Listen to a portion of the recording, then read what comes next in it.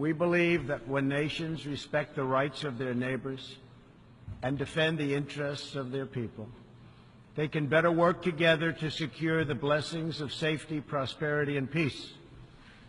Each of us here today is the emissary of a distinct culture, a rich history, and a people bound together by ties of memory, tradition, and the values that make our homelands like nowhere else on earth.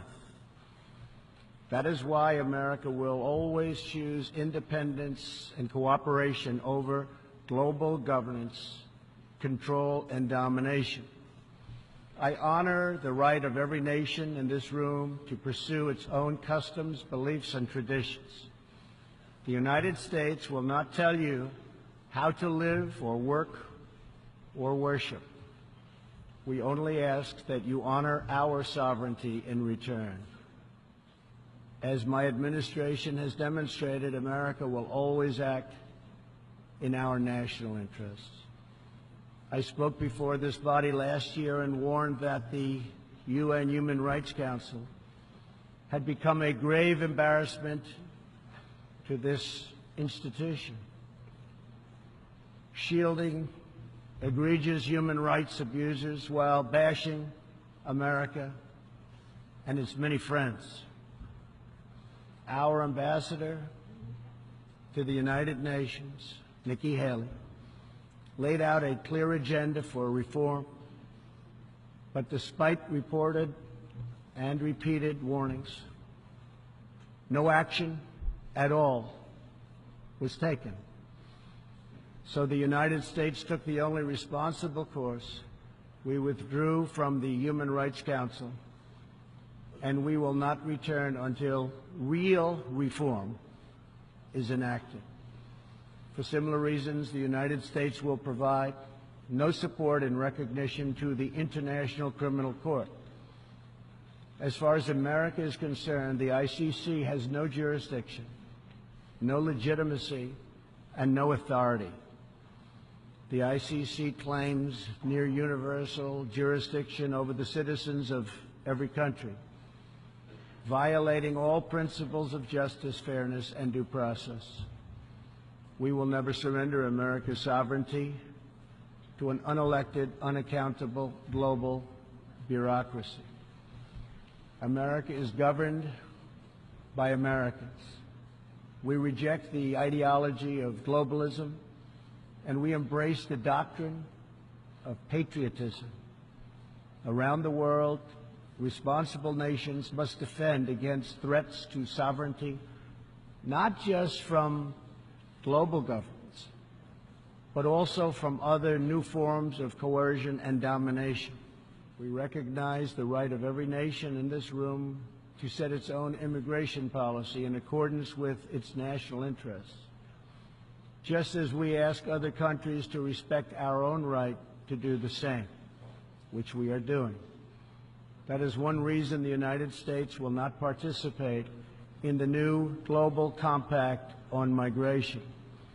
Migration should not be governed by an international body unaccountable to our own citizens. Ultimately, the only long-term solution to the migration crisis is to help people build more hopeful futures in their home countries, make their countries great again. As for Americans, we know what kind of future we want for ourselves. We know what kind of a nation America must always be. In America, we believe in the majesty of freedom and the dignity of the individual. We believe in self-government and the rule of law, and we prize the culture that sustains our liberty, a culture built on strong families, deep faith, and fierce independence. We celebrate our heroes, we treasure our traditions, and above all, we love our country. Inside everyone in this great chamber today, and everyone listening all around the globe, there is the heart of a patriot that feels the same powerful love for your nation, the same intense loyalty to your homeland, the passion that burns in the hearts of patriots and the souls of nations has inspired reform and revolution, sacrifice and selflessness, scientific breakthroughs, and magnificent works of art. Our task is not to erase it, but to embrace it, to build with it, to draw on its ancient wisdom, and to find within it the will to make our nations greater, our region safer, and the world better. To unleash this incredible potential in our people, we must defend the foundations that make it all possible.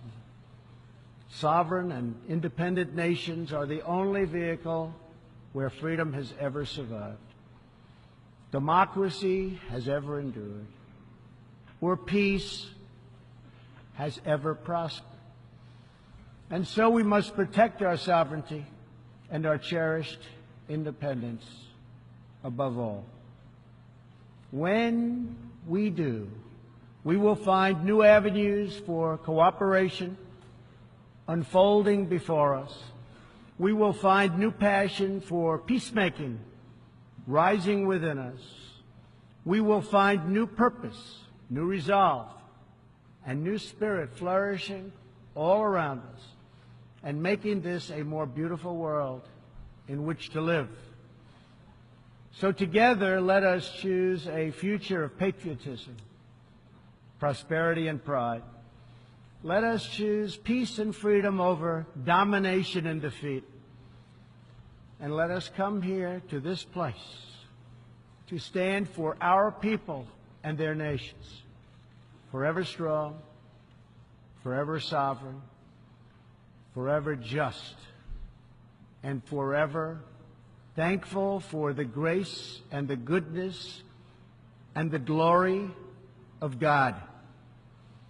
Thank you, God bless you, and God bless the nations of the world. Thank you very much. Thank you.